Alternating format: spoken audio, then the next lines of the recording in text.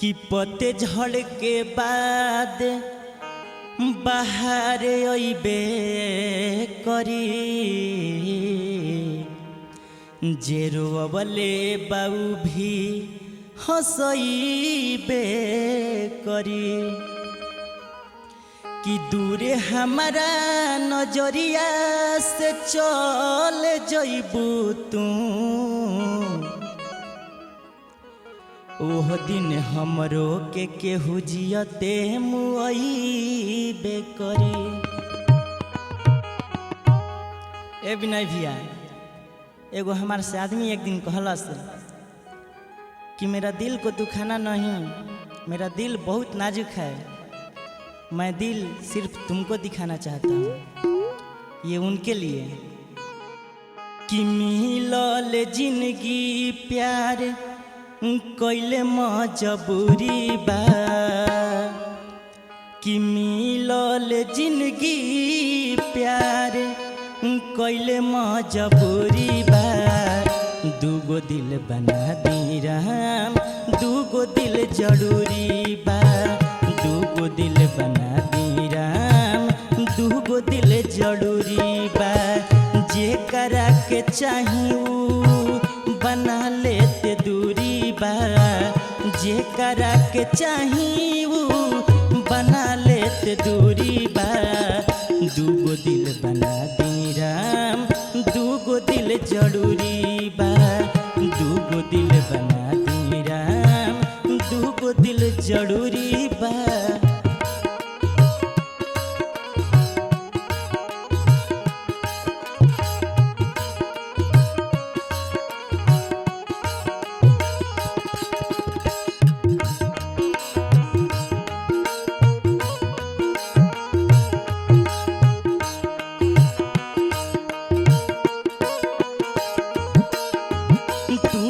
जब से दिल भइल बखिया झील जाने लेली मोहब्बत बड़ी बाटे कातिल।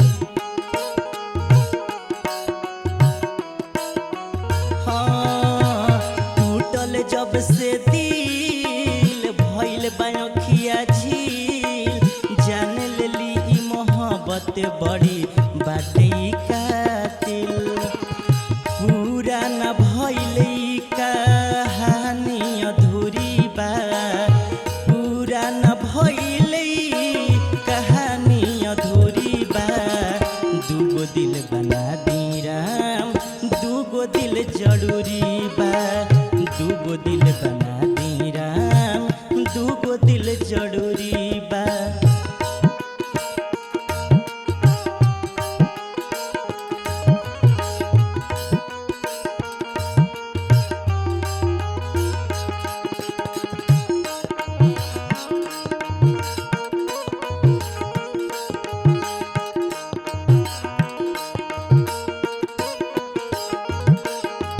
बतियालो ना मान बन के देखो इंसान तोहके गलत हमें कैसे कहीं तू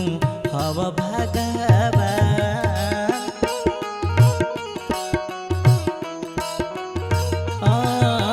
बतियालो ना मान बन के देखो इंसान तोहके गलत हमें कैसे कहीं तू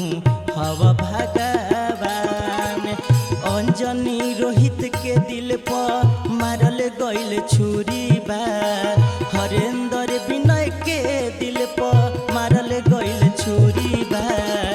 दूगो दिल बना दी राम दूगो दिल जरूरी बा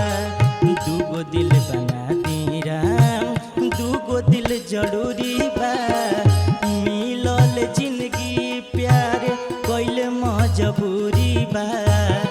मिलल जिंदगी प्यार कैले मजबूरी बा दूगो दिल बना दी राम दूगो दिल जरूरी बा दूगो दिल बना दी राम दूगो दिल जरूरी बा दूगो दिल बना दी राम दूगो दिल